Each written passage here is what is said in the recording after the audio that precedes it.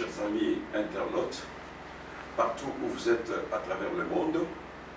Vous êtes en train de suivre Temps Messianique TV, qui est une chaîne qui va commencer à mettre aussi à votre disposition la parole, selon la petite grâce que le Seigneur nous a donnée pour notre édification et pour notre partage. Pour aujourd'hui, notre première émission, nous commençons d'abord par vous parler sur l'identité de Dieu.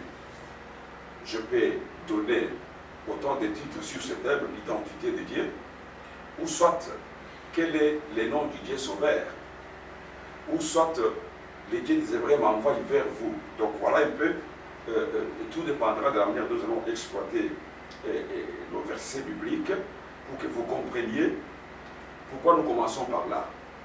Parce que vous aurez le temps de nous suivre presque à tout moment.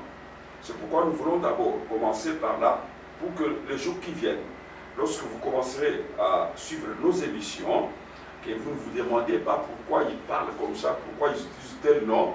C'est pourquoi nous avons préféré aujourd'hui commencer par cela. Mes amis, vous tous qui nous suivez à travers le monde, le problème qui touche les noms de Dieu, c'est un problème qui crée beaucoup de polémiques aujourd'hui dans presque tous les milliers de ceux qui détiennent la Bible. Oui, il est vrai que ce n'est pas un secret. Partout où vous entrez, lorsque vous prononcez le nom de Dieu dans la langue hébraïque, il y a des fois où certaines personnes s'étonnent, d'autres c'est comme s'ils n'ont jamais entendu parler de cela, parce que moi-même je l'ai vécu, beaucoup d'expériences, quand je sais de parler avec des personnes qui ne connaissent pas encore ce nom, bien qu'ils sont restés pendant très longtemps dans les Seigneurs, ces personnes se demandent, mais c'est quoi ça encore? Et finalement, j'ai compris que c'est par manque de la parole, ou soit par manque d'enseignement. C'est pourquoi dans cette émission, nous allons vous aider par de versets bibliques, parce que juste aujourd'hui aussi, il y a un problème. Beaucoup de bien-aimés ne savent jamais qu'il y a autant de versions bibliques. Ils croient que la vraie version biblique qui est tombée du ciel, c'est Louis Zépon, notre ancienne version. Alors, je crois que dans cette émission, Temps Messianique TV, vous allez commencer à vous habituer avec l'utilisation de certaines versions bibliques qui vont vous donner l'éclairage sur les choses que nous partageons avec vous. Alors, pour aujourd'hui, nous avons dit que notre thème, quel est le nom du Dieu sauveur? Parce que le Dieu sauveur a un nom. Cette question ne vient pas de notre manière ou de notre façon de voir ou de nos têtes. Mais cette question, nous l'avons tirée dans les Écritures. Je vais vous convier, à vous qui nous suivez maintenant, ayez l'habitude d'avoir autant de versets bibliques à côté de vous. Pour qu'à chaque fois qu'on donne un verset, vous et nous, nous vérifions ensemble. Soyons comme les Juifs de Béret, pour vérifier tout ce qu'on vous dit. Je vais prendre le chapitre d'Exode, donc chapitre 3. Nous allons prendre le verset 13 jusqu'au verset 15. Nous lisons une fois pour toutes et nous allons maintenant entrer à expliquer la chose. Je disais Exode, chapitre 3, le verset 13 à 14. Ici, je suis dans la version Louis Zépon, traduite par Dr Scofield. Écoutez ce qu'il nous dit. J'ai dit Exode 3, verset 13 jusqu'à 15. Moïse dit à Dieu, j'irai donc vers les enfants d'Israël, et je leur dirai, les Dieu de vos pères m'envoient vers vous. Mais s'ils me demandent quel est son nom, que leur répondrai-je? Dieu dit à Moïse, je suis celui qui suis. Et il ajouta, c'est ainsi que tu répondras aux enfants d'Israël, celui qui s'appelle Je suis m'a envoyé vers vous. Dieu dit encore à Moïse, le verset 15, « Tu parleras ainsi aux enfants d'Israël. L'Éternel, le Dieu de vos pères, le Dieu d'Abraham, le Dieu d'Isaac et le Dieu de Jacob envoie vers vous. Voilà mon nom pour l'éternité. Voilà mon nom de génération en génération. » Chers amis, là vous avez suivi que j'ai lu exactement ce qui est écrit dans la version Louis II Scofield. Moïse veut recevoir la mission, ou va recevoir la mission de la part de Dieu pour aller rencontrer les enfants d'Israël.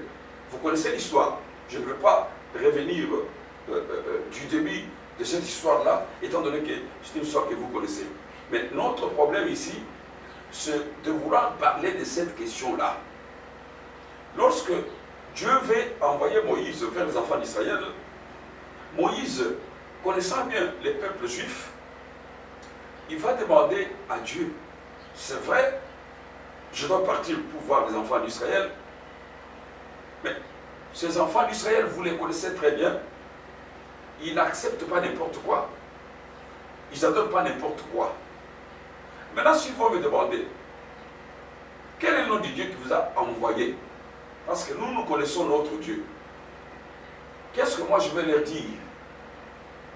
Donc, vous comprenez bien aimé que là-bas, Moïse voulait avoir la vraie identité du Dieu créateur, du Dieu d'Israël, pour apporter ce message à ce peuple.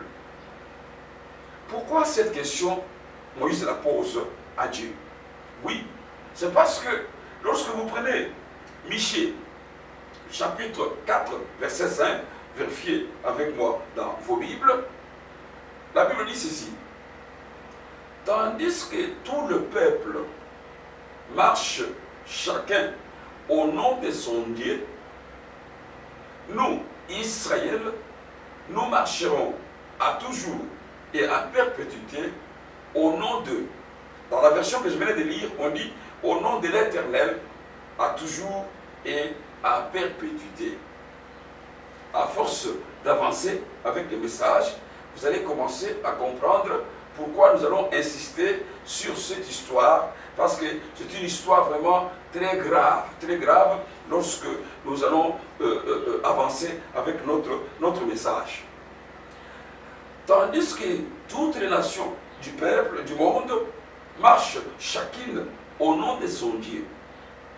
Nous, Israël, nous marcherons à toujours et à perpétuité au nom de l'Éternel. Ça, je vous laisse un peu sur votre soif, parce que nous découvrirons les choses tout au long de l'émission.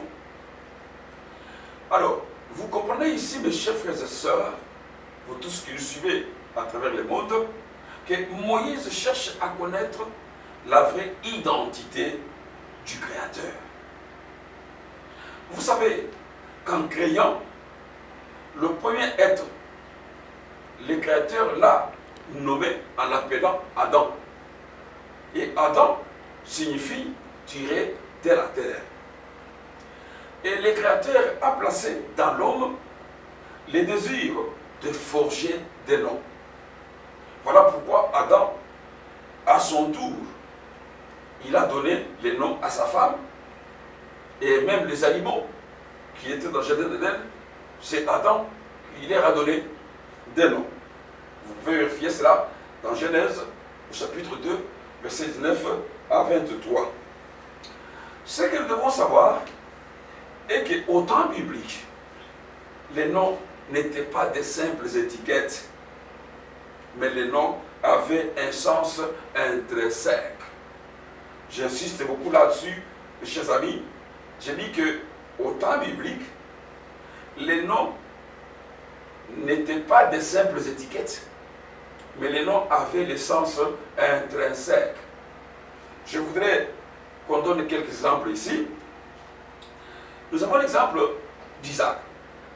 Isaac signifie l'homme à ri. Jacob signifie celui qui tient les talons. ou qui supplantent. Ça, vous le trouverez dans Genèse chapitre 27, verset 36. Les exemples sont multiples. Et la Bible tout entière renferme des noms que nous ne pouvons pas tous ressortir ici. Mais notre problème, c'est de vous faire comprendre que les créateurs possèdent un nom propre par lequel il doit être invoqué. Lorsque Moïse pose cette question au Créateur, laissez-moi vous dire, chers amis, que c'est une question très fondamentale. Pourquoi? Parce qu'en priant, quelque part là où vous êtes, dans n'importe quel coin du monde, vous citez l'un de différents noms que nous entendons souvent partout dans nos langues et dans nos bouches, soit Dieu, pour ceux qui prient en français, soit elle, pour ceux qui prient en hébreu, soit Allah, pour ceux qui prient en arabe, soit Deus, God, Zambé pour les Congolais par exemple, ainsi de suite. C'est très bien, c'est pas mauvais. En disant Dieu, elle ou Deus, my God, comme nous l'entendons souvent dans nos rassemblements, c'est pas mauvais. Mais ce Dieu-là, my God là, doit avoir un nom propre, un nom propre. Parce que lorsque nous avons lu les Écritures dans Exode, Dieu a insisté en disant, c'est là mon nom, de génération en génération. C'est-à-dire, ce nom de génération en génération sera invoqué par toute bouche, par toute langue. C'est pourquoi nous disons, quand nous disons Dieu, quand nous disons God, quand nous disons Deus, quand nous disons Deus, est-ce que c'est vraiment les noms propres de Dieu? Voilà la question que nous nous posons. Bien-aimés, je vais vous faire remarquer que les anges, les humains, les animaux, les étoiles et bien d'autres créatures portent chacune un nom propre. Serait-il logique que l'être à qui tous doivent leur existence n'en ait pas? Ça, c'est une question que nous posons. Si les animaux, si les anges, si les humains, même les étoiles, portent un nom propre, mais comment se fait-il que le Créateur qui a créé ces choses ne puisse pas porter aussi un nom propre? Parce que tout vient à lui, tout va à lui, tout a été créé par lui et pour lui, comme déclarent les Saintes Écritures. Non. Retenez, mes chers amis, qu'il existe une relation directe entre les noms et les porteurs du nom. Je reprends. Il existe une relation directe entre les noms et les porteurs du nom. Car Dieu attache de l'importance au nom. D'ailleurs, lorsque nous lisons dans la Bible, nous verrons que Dieu lui-même est arrivé à donner à telle ou telle personne un nom qui devait se substituer ou s'ajouter à celui qu'il portait déjà pour définir les rôles qu'il devra jouer à l'avenir dans son dessein. Voilà pourquoi nous avons quelques exemples qui vont un peu nous aider à enrichir ce que nous venons de dire. Si nous prenons Genèse, chapitre 17, verset 5, qu'est-ce que la Bible nous dit? Nous sommes dans Genèse, chapitre 17, verset 5. Écoutez ce qu'elle nous déclare.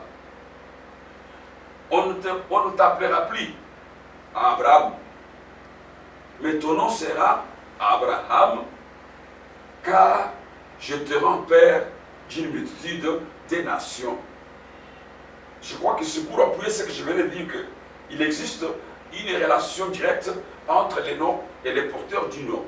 Voilà maintenant que Dieu nous enseigne lui-même dans la Bible comment il change le nom du patriarche qui s'appelait à l'époque Abraham, et il nous dit, tu ne seras plus encore appelé Abraham, mais tu seras appelé Abraham. Il ajoute quelque chose et il donne la raison. Il dit, car je te rends père d'une multitude des nations. Ça, c'est le premier exemple, mes chers amis.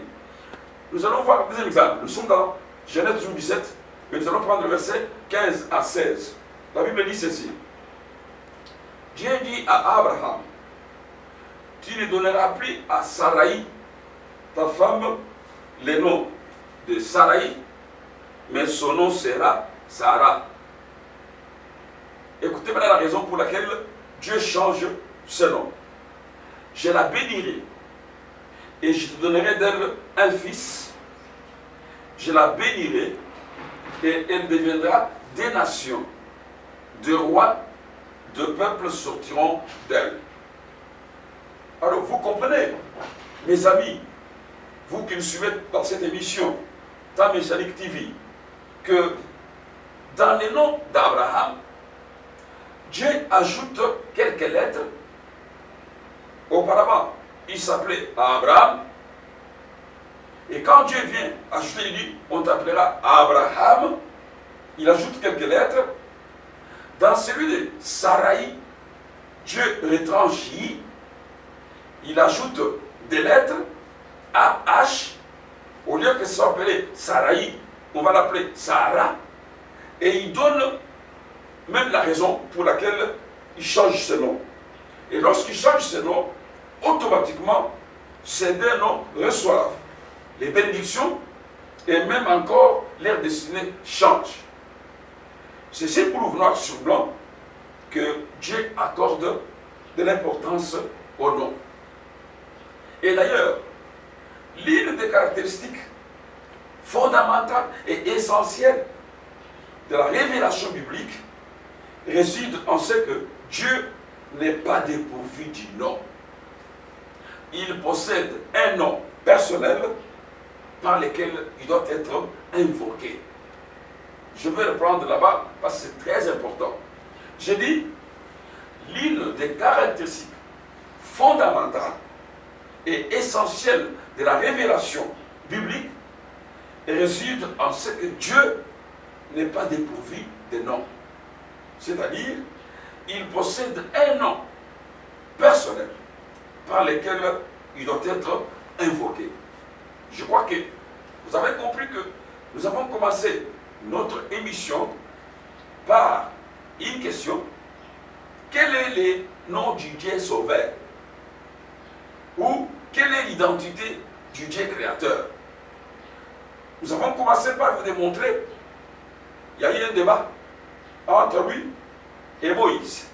Lorsqu'il a voulu charger Moïse d'une mission pour aller vers le peuple israélite et leur donner la mission que Dieu lui avait donnée. Et nous avons compris que Moïse, avant d'accepter la mission, il a posé la question au Dieu en disant, mais d'accord, je vais vers les enfants d'Israël. Je vais leur dire que non, votre Dieu m'a envoyé vers vous pour vous dire ceci ou cela. Mais si ces enfants-là vont me poser la question de savoir quel est le nom du Dieu qui vous a envoyé, qu'est-ce que moi je vais leur répondre? Vous voyez que ce débat-là est très intéressant, mes chers amis. Parce qu'il y a certaines choses dans les Écritures que nous lisons avec beaucoup de légèreté, mais nous ne nous mettons pas dans la profondeur pour comprendre réellement le fond du message. Ce n'est pas pour rien que Moïse a posé cette question à Dieu. Oui, c'est parce qu'il voulait connaître l'identité véritable de Dieu. Et quand il ira vers les enfants d'Israël, lorsqu'il va leur parler, et quand ils vont lui poser la question, mais quel est le nom du Dieu qui vous a envoyé pour nous dire ce message? Alors, il faudrait que je dise exactement la vraie identité de vous qui m'a envoyé. Donc, amis, vous tous internautes qui nous suivez à travers le monde, vous comprenez que la matière n'est pas moindre, comme les gens peuvent le croire. Parce que je vous dis que dans cette émission, vous aurez le temps de suivre des histoires et des choses, peut-être que vous n'avez pas encore suivi, qui vont peut-être vous bouleverser, mais nous aimerions quand même que, à ces temps où la technologie nous facilite la tâche, pour que nous entrions partout, chez vous, dans vos maisons, nous puissions vous parler d'histoires que peut-être vous n'avez pas connues hier, mais qui sont vraiment saluteurs, et qui aujourd'hui, quand vous allez les connaître, vous allez dire, oh, Dieu nous a visités. Ça, vous devez les comprendre, mes chers amis. Alors, je crois que nous continuons avec notre message. Laissez-moi vous dire que si les vocables Dieu ne visaient que les créateurs, l'on ne parlerait plus de Dieu des Hébreux, Dieu des Juifs, Dieu des apôtres. C'est-à-dire que quand on dit Dieu des Hébreux, Dieu des Juifs, Dieu des apôtres, c'était pour faire la différence entre le vrai Dieu créateur et le faux Dieu qui sont à travers le monde. Comme nous l'avons dit, beaucoup de nations de la terre ne connaissent pas ou ne connaissaient pas le vrai Dieu. Il y avait un peuple qui connaissait le vrai Dieu, c'était le peuple juif. Ce n'est pas un secret. Nous ne devons pas avoir honte de le dire et de le témoigner. C'est la vérité. Tandis que toutes les nations de la terre marchaient chacune au nom de son Dieu. Mais Israël, le seul peuple, marchait au nom du Dieu créateur, que nous verrons peut-être plus tard, à force d'avancer avec notre émission. Alors vous comprenez que c'est une histoire très très importante que nous devons connaître lorsque nous allons évoluer avec notre écriture. Je crois que pour aujourd'hui, nous pouvons nous limiter là, en attendant de continuer avec ce message dans notre prochaine émission ou notre prochain numéro dans cette nom Messianique TV. Comme je vous le disais au début, vous commencerez à suivre beaucoup de choses qui vont beaucoup vous intéresser pour ceux qui aiment la parole, bien sûr. Et nous croyons et nous savons que plusieurs vont philosopher au travers de tout ce que nous allons dire ici. Ça, c'est normal parce que nous sommes dans le monde, mais ceux à qui cette parole est destinée comprendront que non, en tout cas la parole est vraie et ils vont l'adorer et l'accepter. C'est pourquoi je voudrais vous laisser suivre votre soif aujourd'hui, tout en vous promettant de venir continuer prochainement dans cette Messianique TV avec les mêmes numéros aujourd'hui. Et Dieu des Hébreux vous bénisse et qu'il vous garde.